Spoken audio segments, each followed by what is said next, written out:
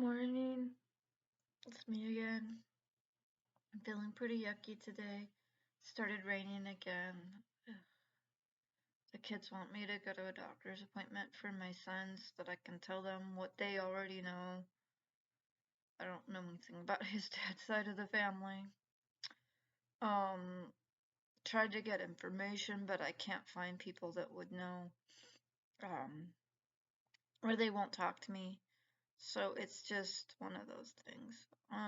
I can only tell them what I know from the family and just be like, yeah, it's one of the problems we have with society today. Is you got a lot of fathers running around dropping seed, but then they don't really want to take any type of responsibility whatsoever when the child is born. Um, so yeah, good luck getting information if you're in this position.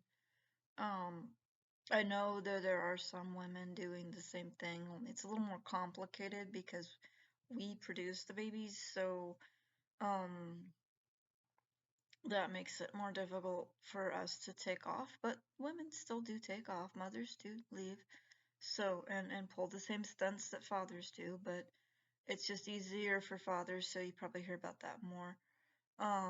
But hi.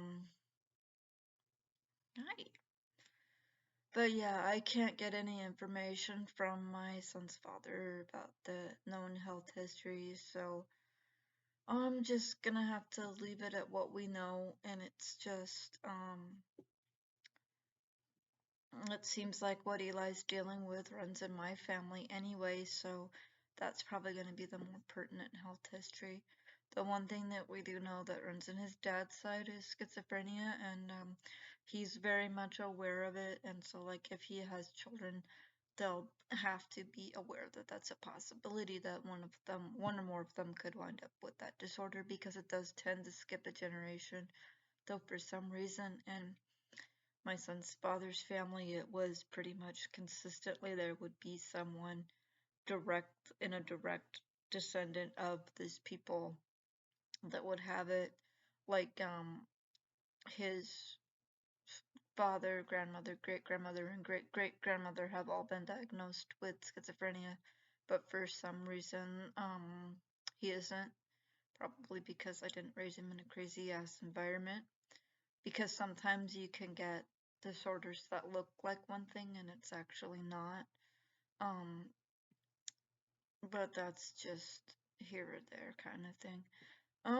So yeah, I'm hoping I don't have to go to the doctor's appointment because I think they're probably gonna ask me to leave because my fibro's so bad that I feel that they're probably gonna say that I'm sick, and I might actually be sick.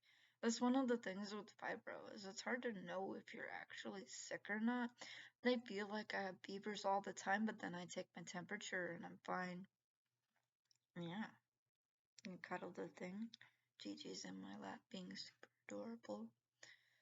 Um, yeah, trying to talk loud enough so you guys can hear me, but I don't know. There's so much going on with me right now. But I figured if I'm gonna be talking about things that disabled people have to deal with that other people don't, it makes it harder to be able to make an income. Is I might as well do at least one video, and I'm not doing that great. My fibro's really bad. Um, that's why I need a bed. I'm not sleeping in the best position because I'm just sleeping on like pillows and blankets on this concrete floor. And it's not very comfortable at all. I need to get up off the floor for a number of reasons, including spiders. Spokane has some very interesting spiders. I don't really feel like discovering that they're in my bed, even though I'm immune to or not allergic to some of the more dangerous ones. Um, which, yay, at least there's that, but I still don't want to get bit by a spider. And it wouldn't surprise me at all if this extreme pain and yuckiness is because I've actually been bitten by a spider. Um, it's just crazy. But yeah, I'm working on getting a bed. I turned off my Amazon so that I won't get Prime things every freaking 5 minutes, so maybe I can actually start saving up to get the bed. I think I have like 36 bucks currently towards getting a bed, and I'm trying to get sales at my vendor store, my famous Joe's Vendor Emporium that's in Spokane Valley. Um, I just don't think anybody watching these is knowing about that store, so um, yeah. So I'm hoping to get some more sales. It is the first weekend after rent is due, so I'm assuming that sales will probably pick up. I did get a few sales last weekend, so that's good. It wasn't a whole lot of money. It was like $12 before they took all the things out, and then it was like $10 after. So the fees for the booth isn't really that much. And I know as things get more expensive, can expect everything to get more expensive. So I'm not too worried about my costs at this point. Um, because I got my little booth. Oh, I got the hiccups. My floppy diaphragm. I hope I don't get sick. Mm. Ugh, not having a good day. But there's a GG, and he's cute. So yeah, I'm trying to get more stuff up. Trying to sneak a few pieces up that might sell. For Christmas already because the holiday seasons are starting, and I put some Halloween stuff in the bag too because Halloween might be doing things too. I don't have Christmas Hello Kitties, but I'm trying to get those done. I did some Christmas Yodas with the Christmas pattern, and I'm gonna try to see if I can add some extra stuff to get some sales. And oh, yesterday I added some things. I might add something today too. I don't know. I'm just not doing good, so I'm probably gonna cut this one really short because I feel miserable. But yeah, a lot of disabled people have to deal with days like this, and you feel like this, you still have to go to work because your boss doesn't get it. I wish there were jobs where they wouldn't overschedule you when you're disabled. That they would actually talk to you about what you're actually capable of doing and make sure that they're not giving you jobs that you can't do, because setting people up for failure is just disgusting, and it happens here in the US all the time. It's actually part of the reason why there's so much poverty here, because it's not because we aren't capable of doing things, it's because we've got a society that's set up for, the whole society is set up for failure if you don't already have money. So it's not impossible, but it is really difficult to dig yourself up out of a depressing financial situation, and now things are getting a little on the scary side for everybody, and I'm just trying my best to do what I can. I mean, babysitting is good for disabled people, but I'm having a very difficult time finding babysitting jobs because they changed how they do it. It's no longer word of mouth. It's no longer, your references no longer matter. Um, it's, can you pass the background check? Oh, we want to do the fingerprint one, even though nobody does fingerprinting outside of the criminal system. So how do you get your fingerprints done? When you're not a criminal. It's crazy.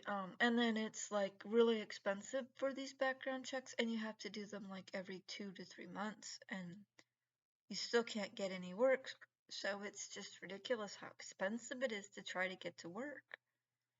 And I don't agree with that. That's that setting up for failure thing that I was talking about. You should never need to have upfront money when you get a job.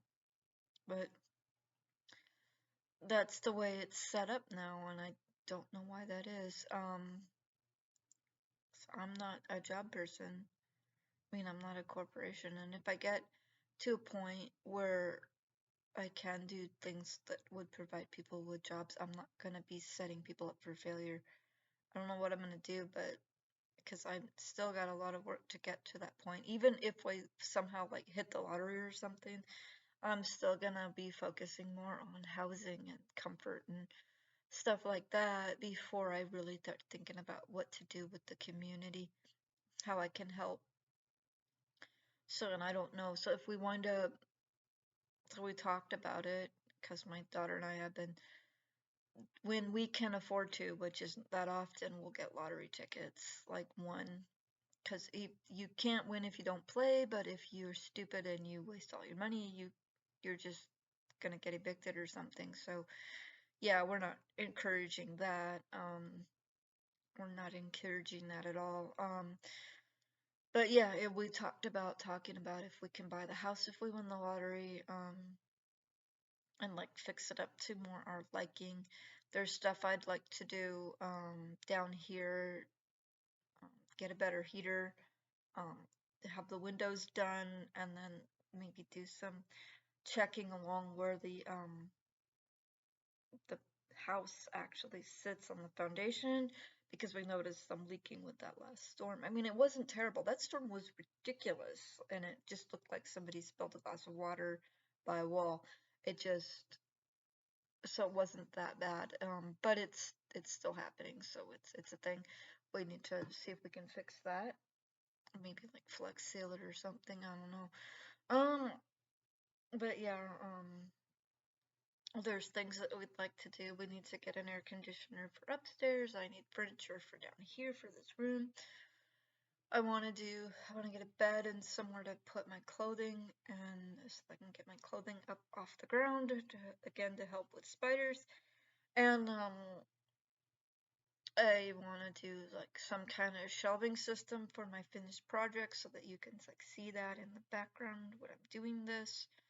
And I've also thought about doing like get some beanbag chairs for the crochet classes, maybe low tables, do like a boho thing, just kind of have it comfortable in here, and we can use it for other things if we want to, um, like when we don't have crochet classes, which cat hair on my screen. Um, but I don't know. I haven't figured it out. I don't have the money to even start this yet, so we're gonna have to figure that out later. Um, but yeah, I'm gonna probably have to take off here. My stomach is doing weird, and you guys probably don't want to witness that. So I'm gonna take off. If you guys like what I'm doing, hit the subscribe and the like and subscribe, and then the bells thingy too. And yeah, and feel free to talk to me if you have an idea for something, a topic to focus on that's disabled friendly. But I'm gonna take off because, you know, I don't feel good and don't want to be down here too much. I mean,